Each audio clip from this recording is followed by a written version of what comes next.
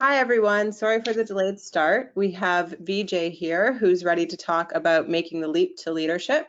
So I will let him go ahead.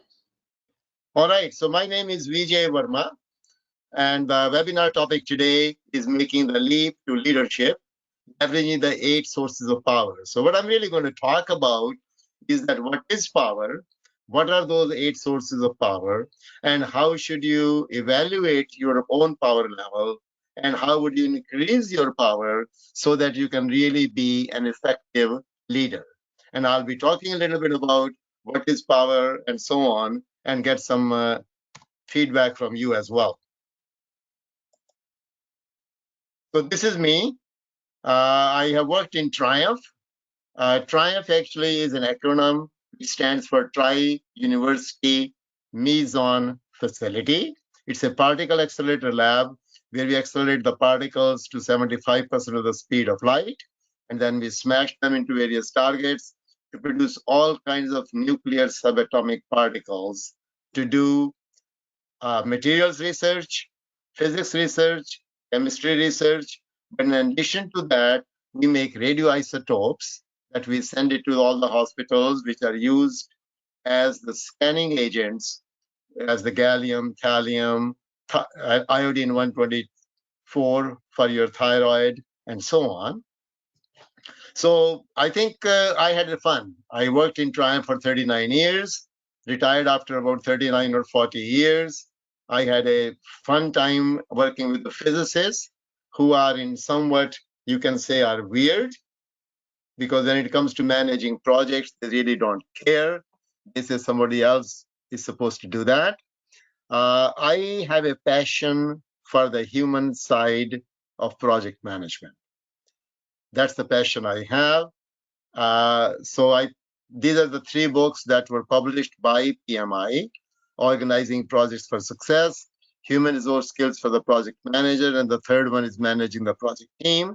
And the fourth one, which is Art of Positive Politics, a key to delivering successful projects, was launched in 2018 in Project World at Toronto and is published by Multimedia Corporation, which is a organization related to Procept Associates as well. What would you take away today from the seminar? You'll understand the dynamics of power, influence, and politics. We won't talk much about politics today, but we'll only talk about power and influence. We'll talk about 2 main components of power, which you already know, which is the formal and informal. But what I think will be interesting to find out are the advantages of informal power, because I think all of us know that it's a good thing to have. But let's just talk a little bit about the advantages of that. Then what are the 8 sources of power? What are the outcomes of power when you use power? How do you evaluate your own power level, power instrument, and then developing strategies to increase your power? So we have developed, with the help of with Procept and myself, we have developed a power instrument whereby you can actually use that to give it to your team members, where they will evaluate their own power level, understand about the concepts of power, and then learn the strategies to increase your total power. Then I do want to talk about the importance of power and influence for leadership, because it's making a leap to leadership and leveraging 8 sources of power for effective leadership. That's me, just the copyright. So these are the issues about power and influence in project management. I think the more power you have, better you're able to get the job done. So I think what I really want to, please unmute yourself. And if I can see you, will be good as well. But if you don't want to turn your cameras on, it's okay. But let's talk a little bit about what is power to you. Could people just shout out, unmute yourself, and just say, what do you mean by power? When you see somebody about your organization and you say they have more power than you have, what do you think they have more than you? So the more power you have and you know how to use it effectively, the better you can get the job done. So I'll talk about the dynamics of power and influence. What is power and how should you use it? What are the main components of power? What are the advantages of informal power? How should you use your power effectively? And what is influencing and why is it important? And how do you evaluate your own power level and develop strategies? So I think what I'm going to talk a little bit about power, influence, and politics. As we all know, this is use power wisely and kindly because the human spirit is fragile. Power is one of the most important factors in project human resource management. Politics are inevitable, and we're not talking about that. We have a webinar on the positive politics later on that we can talk about. And the skillful politicking and power brokering are vital to successful project management. So let me talk a little bit about what is power. Does anybody want to share when I was saying before that if you say somebody has more power in the organization than you do, what do you think they have more and you have less of?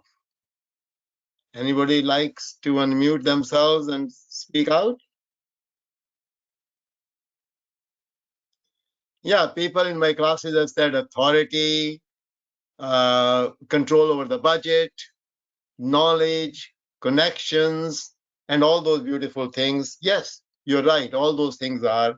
And we're going to differentiate because I am not a fan of the formal component of power, which is authority. I'm a fan of more of an informal power. And that's what we're going to talk about. So, power, when do you have power over other people? You can write it down if you want. You have power over other people when you have something or you have an access to something that they want. You have power over other people when you have something or you have an access to something that they want. And both sides of the equation have to be satisfied. They have to want it and you have to want it and they have to have it or they have an access to it or can really get it for you. So that is really what a power is. So power really is an ability to influence others to get things done. And what I'm really talking about is you should really use mostly informal power rather than the formal power. So what is power? Power is an ability to influence others to do what you want them to do. Maybe it's a project, maybe it is some kind of an initiative, maybe it's a particular task. When you want them to do, in other words, it has to be done according to the schedule that the whole team is following. Okay? And it has to be done in the manner you propose or agree. If you notice that I've underlined the word agree, it does not have to be your way.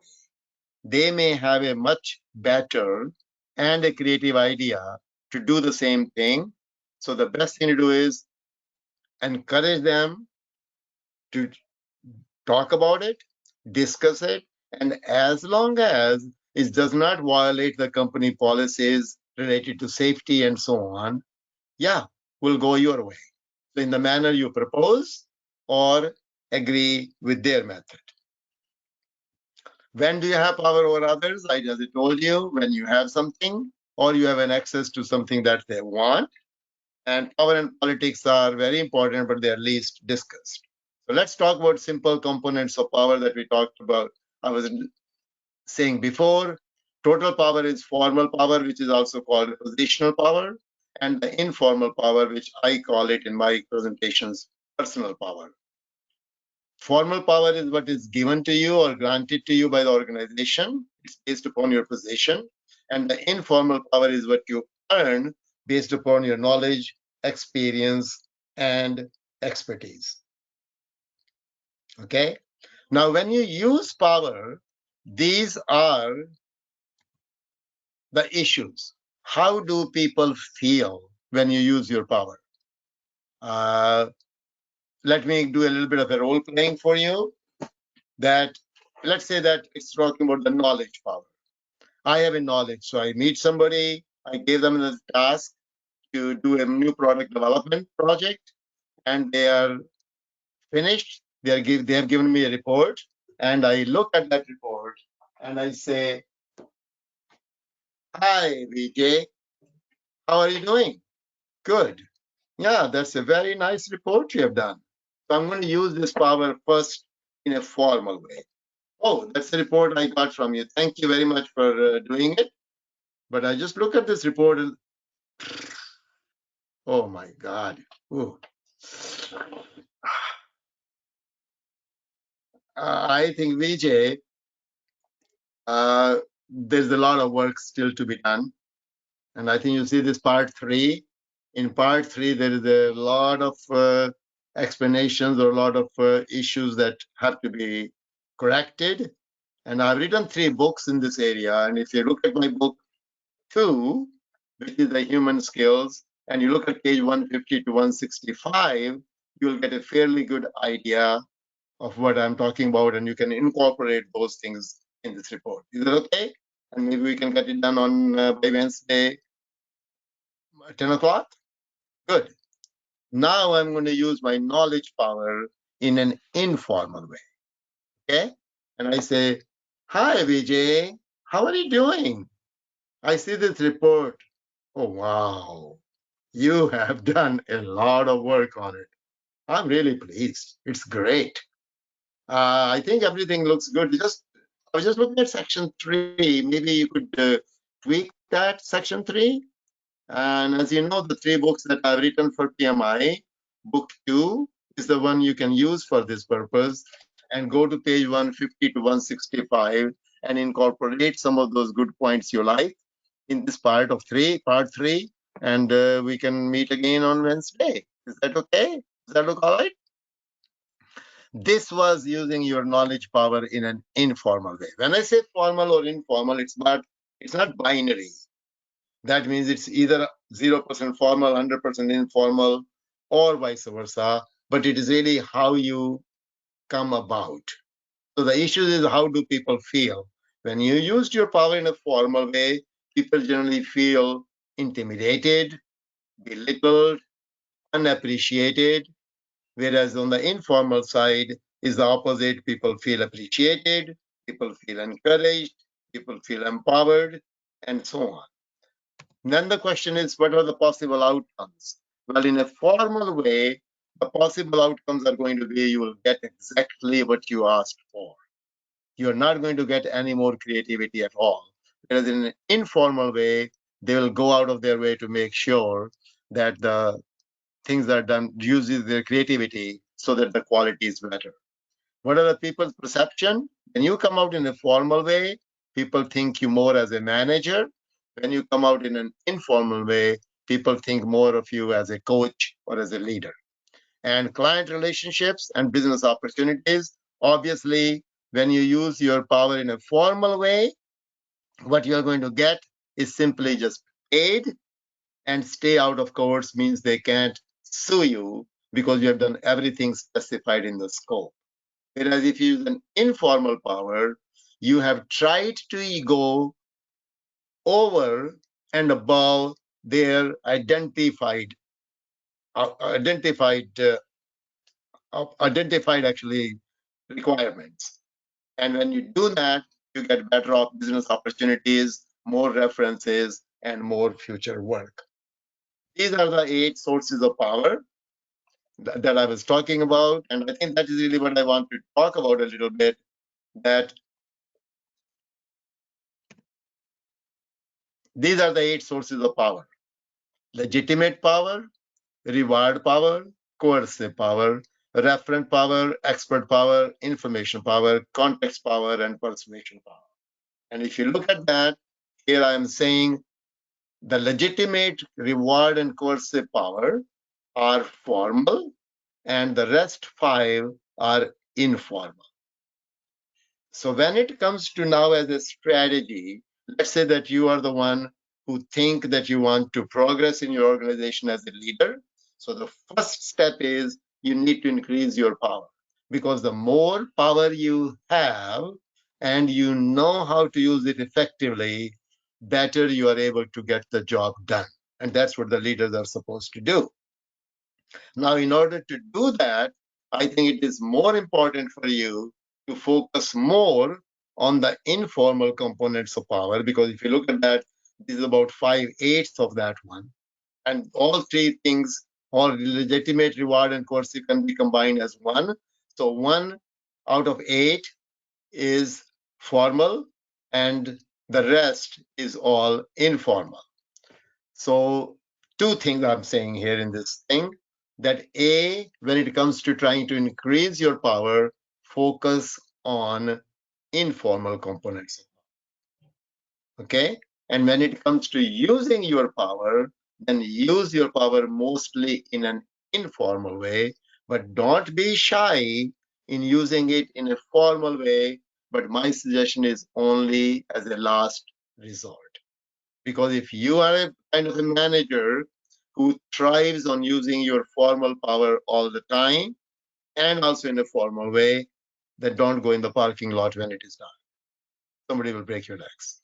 Okay? So it's important thing is to focus on informal power, and that is your referent power, which has two components, means who do you identify with and which project do you identify with. If you identify with the project and the people who are working on the high priority projects, then you get more power and also the leadership skills. Expert power, you all know, for which really the management respects you, shows the degree of confidence in you. This is how much you know about the organization, their policies, and the procedures. And context, I cannot overemphasize the power of the network power. Network power is the personal and business context, and it is about doing favors first, then receiving favors. In other words, make deposits in that account, otherwise your checks will bounce. And the persuasion power is how you persuade people. This is your interpersonal skills and so on.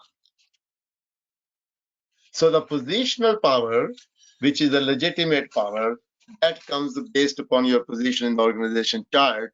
And if you have that, you have both of these things as well. Okay? But we are talking about mostly about the informal power. Why do I say that you should focus on increasing your informal power? The reason is the 4 advantages. First one is nobody can take that away from you. Positional power disappears if you leave the department or you leave the organization, whereas any of these powers, your power to persuade others, who you know, how much you know about the organization, your expertise, subject matter expertise, and your leadership skills, nobody can take that away. First advantage is no one can take that away. Second one is that you can start increasing this right away from next Monday. You don't have to wait to be promoted. And the third thing is the more you share, the more you get. Say your LinkedIn in the contacts. Okay. The fourth one, which is very, very important, is that a good foundation of informal power, which means all of these, leads to the opportunities for formal power. Okay, so if you are good in all these things and there is a job coming up as a director of PMO, then who the organization should really choose you? You. And when you get the power that way, then most people will say, Vijay, I am happy that you got the promotion because you really deserved it. So what you have is very quickly a respect and a cooperation from your team members, and that's what you need in order to be a leader.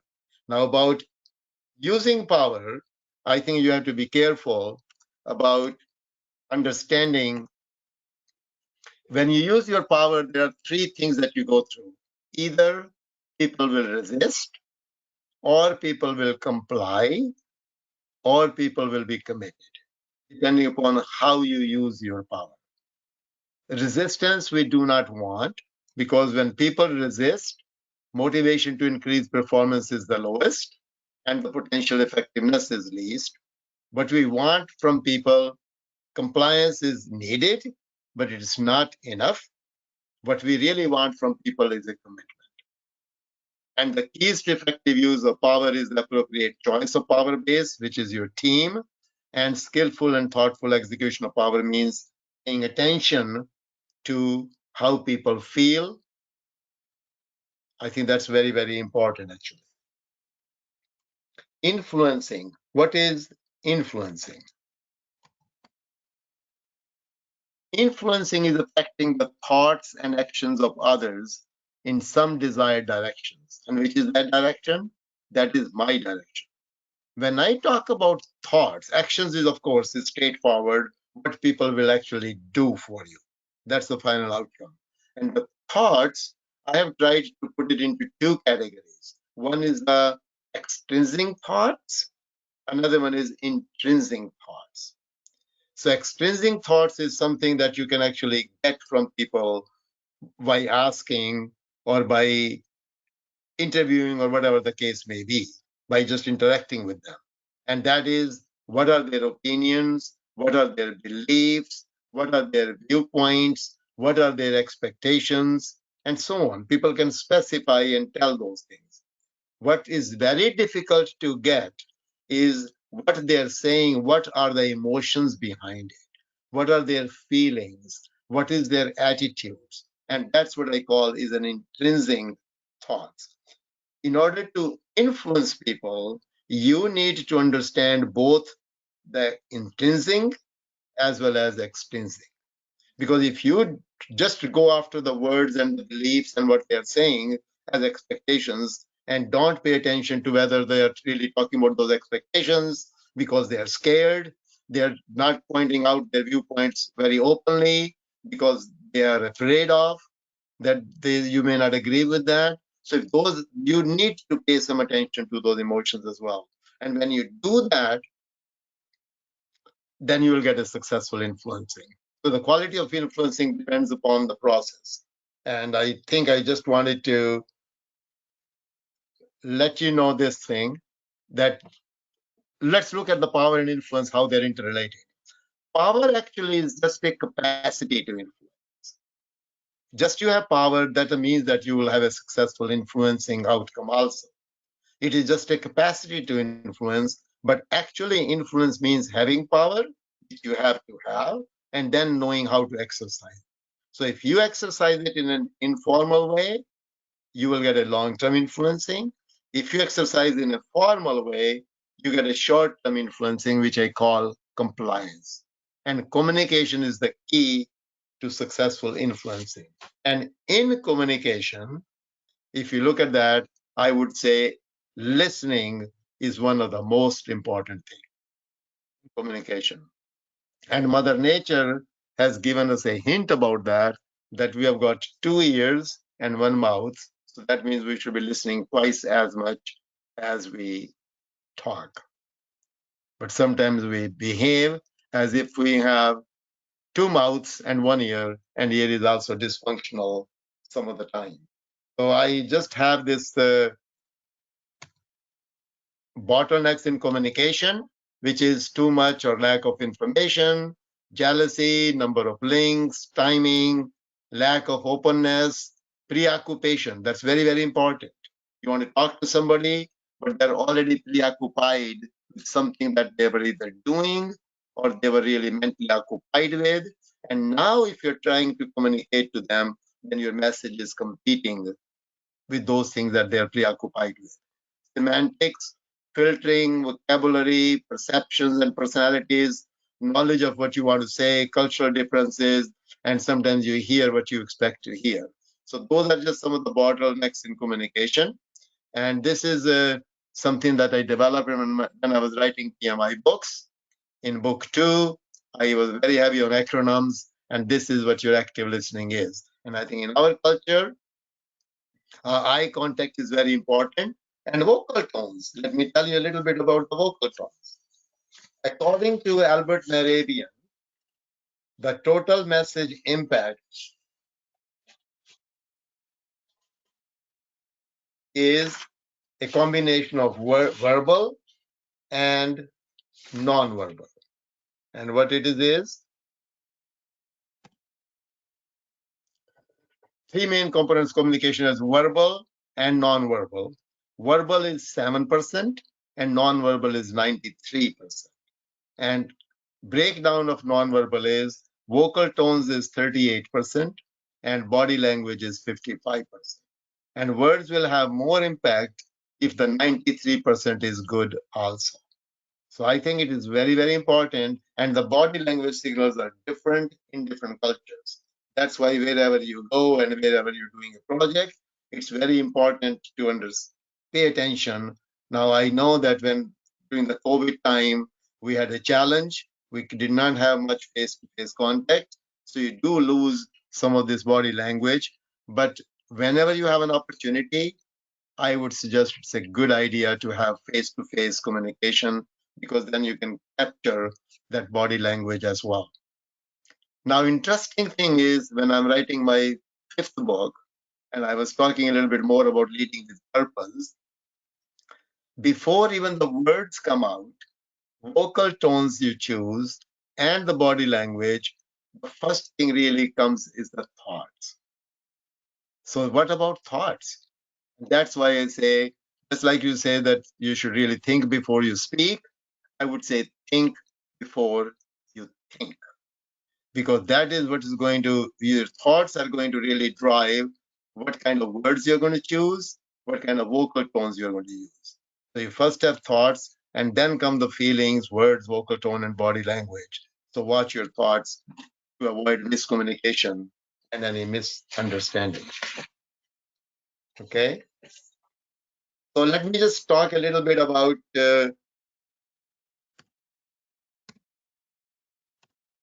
increasing your power and influence. And that is the instrument that we have developed. So if you want that instrument, contact Procept Associates for more information about this instrument. And basically speaking, what this instrument does is you can actually have this instrument for your attendees if you're trying to do some of my workshops through Procept in-house workshops. I think then we can supply you this instrument as well. So this instrument has got 6 questions for each of the 8 sources of power. You answer those 6 questions and then calculate the average score for each power source. Now plot your power score on a histogram. That will give you a visual picture of which power source do you have and which power source do you lack. Identify which power source do you lack or have from the low score. And then the challenge for you is to develop the strategies to increase that particular kind of power. Because the more power you have and you know how to use it effectively, better you're able to get the job done. So this is the kind of thing that you do. Here you have all those 8 sources of power: legitimate, reward, coercive, referent, and so on. By taking average from those 6 questions, you plot those, and then you plot a histogram, and maybe saying legitimate power is this much, reward power is this much, coercive power, I'm not very good in punishing people, referent power is pretty high, expert power, I'm very good, I have a PMP and many years of experience. Then information power, network power, I am pretty good at it, let's say. Okay. And the persuasion power, I sometimes lack confidence about here. So by looking at this one then, and you hatch that area, you can see which power level do you lack and which power level do you have enough. And then you can start as a homework, write down your strategies to increase your legitimate power, to increase your reward power, coercive power, and referent power. And in that instrument, we have specified 10 simple guidelines to increase your power. Those simple guidelines are: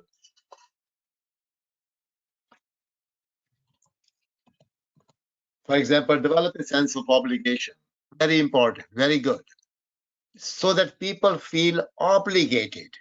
Not that you have to hold them accountable, but people feel accountable on their own. And I think that's the difference between wanting to do it and have to do it. Develop a reputation as an expert so that people come to you for any help. Rely on successful track record. Results speak louder than words. Create a sense of identification get stakeholders' commitment. As I said, not compliance, we are after commitment. And increase your knowledge about the organizational policies and procedures, and then only you know how to go around it, navigate yourself.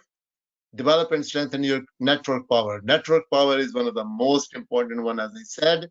And to do that, make a deposit first in that account so that your checks don't bounce. Develop interpersonal skills, increase the profile of your project, and build a high performance team. How?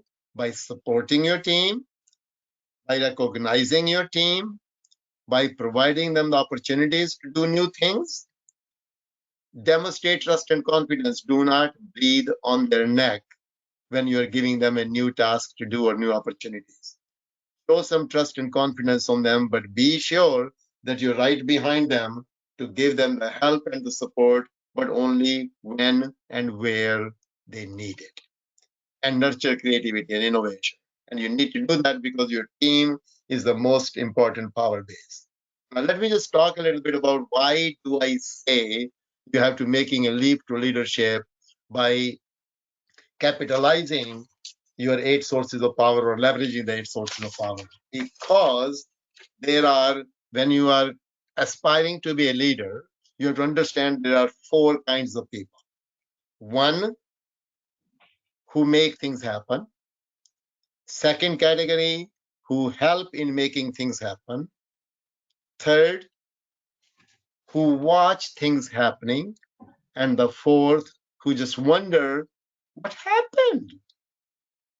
When you want to be a leader, I want you to be in the first category or at the most the second category so that you're progressing towards being a leader, which means make things happen or help in making things happen. I think that's very, very important. Okay? That's really very, very important. What is leadership? Leadership is an art of getting others to want to do something you're convinced should be done. This is the simplest and the best definition I came across. And if you notice, I've underlined some of the words. It's an art. Leadership is an art. It's not a science, but at the same time, I think it's not a science, but it's something that can be learned. It is not about doing things yourself. It's about getting others to do it, getting others involved. And it's all about getting others to want to do something, not have to do something. Have to do something is a management. Want to do something is a leader.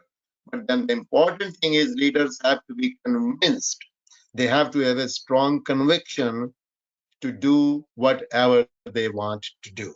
And the reason I have the word should, because it should be based upon somewhat morality.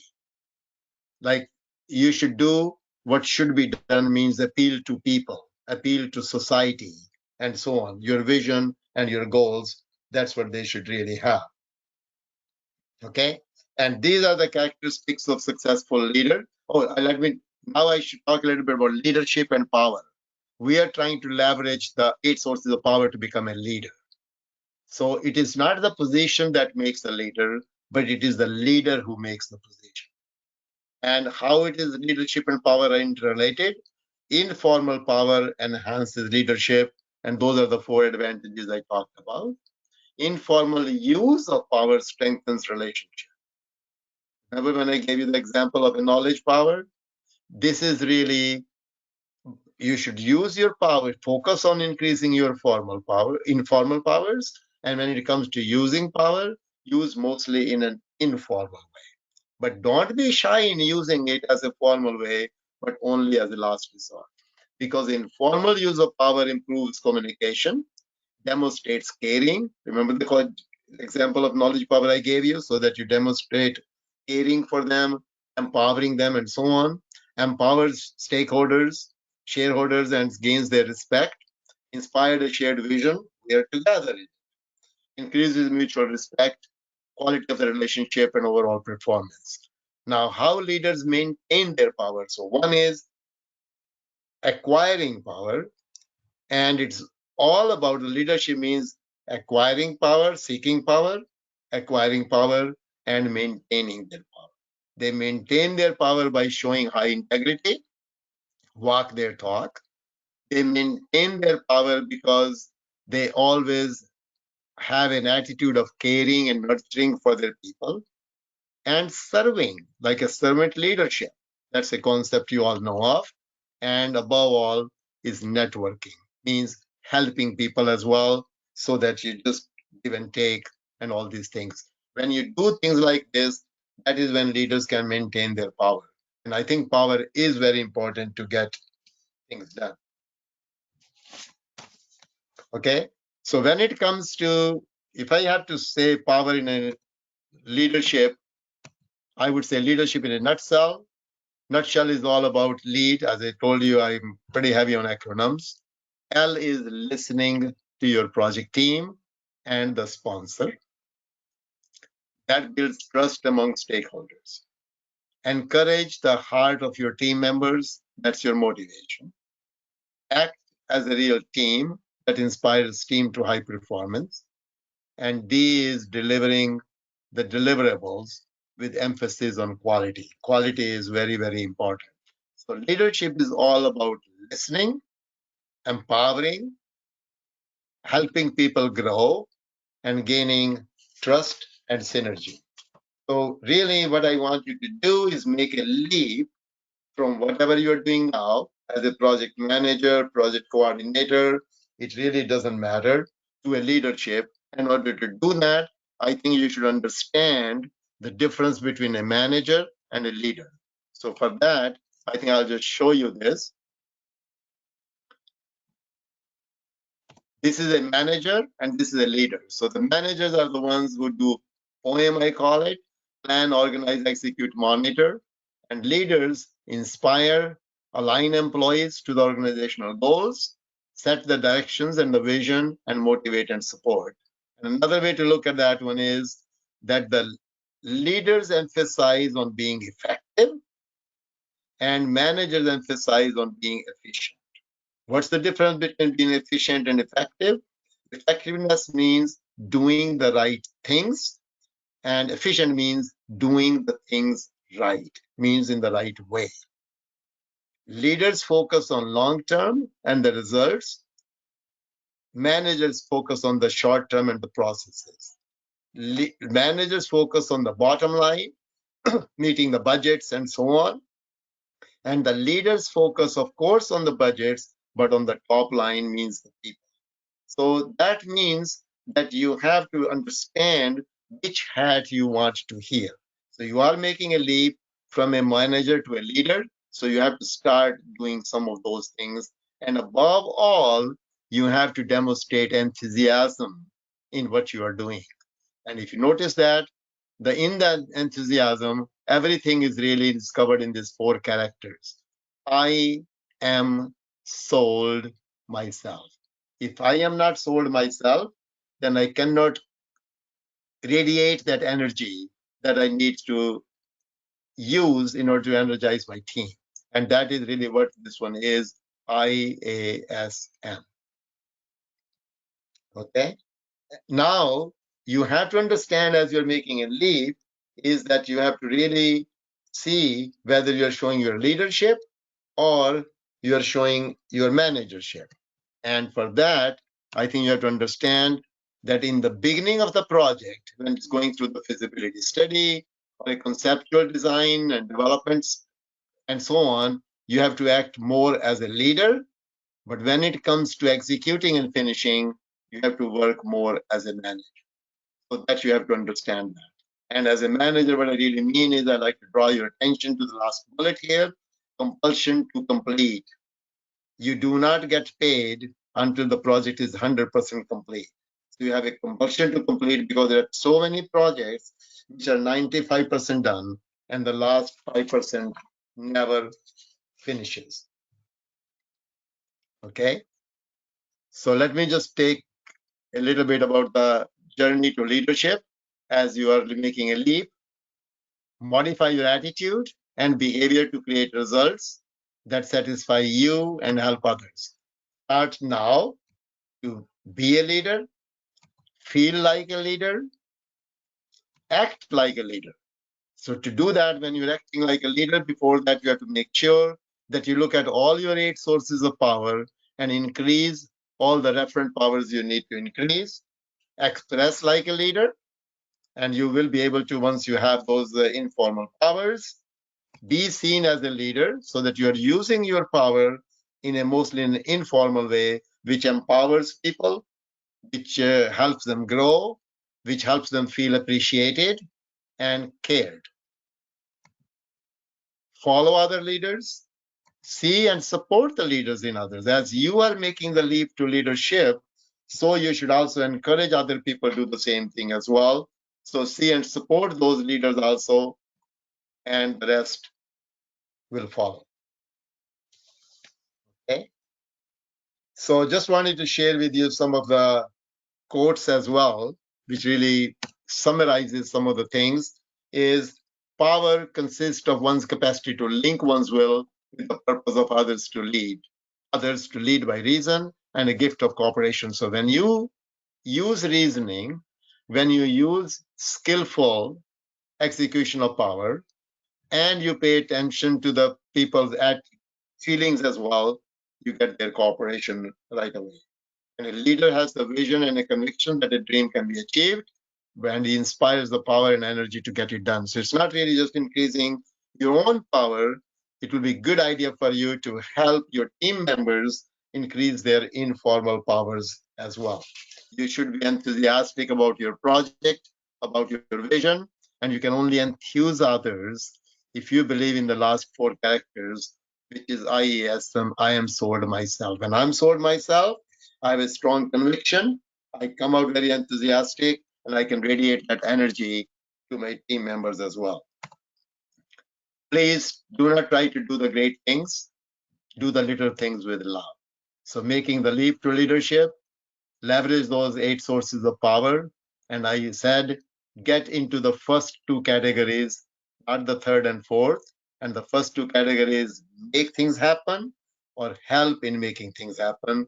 Because when the people see you, that you are a very instrumental person in helping make things happen, you are a candidate for leadership. Okay, I think I want to end here and have any questions, if anybody has any questions. So this is Malika's asking about a question regarding the influence. How can we understand or read people's feelings when we exercise the power? I think I'm going to develop a feelings barometer. Maybe that's what I should do. Yes. How do you understand the feelings? I think in order to understand the feelings, you have to develop mutual understanding. And how do you develop mutual understanding? Mutual understanding is you have to basically really what are the shared interests. The more shared interest you have with the other person, better mutual understanding you will have.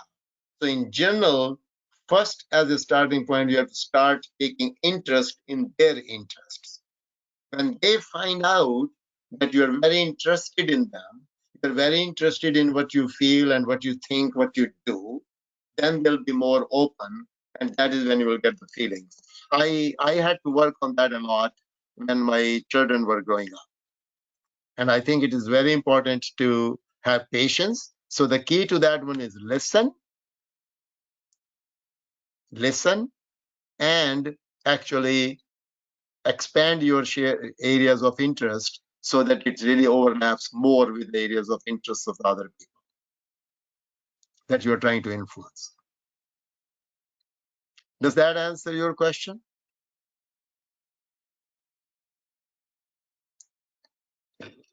Share the interests of the other people to increase mutual understanding, which is called meeting of the minds.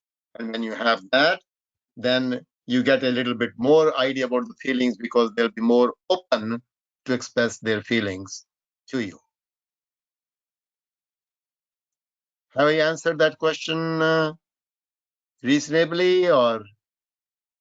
Yes, they said thank you. It's a great answer. Okay, anything else? No, I think that's it, BJ. Thank you so much. Well, thank you so much.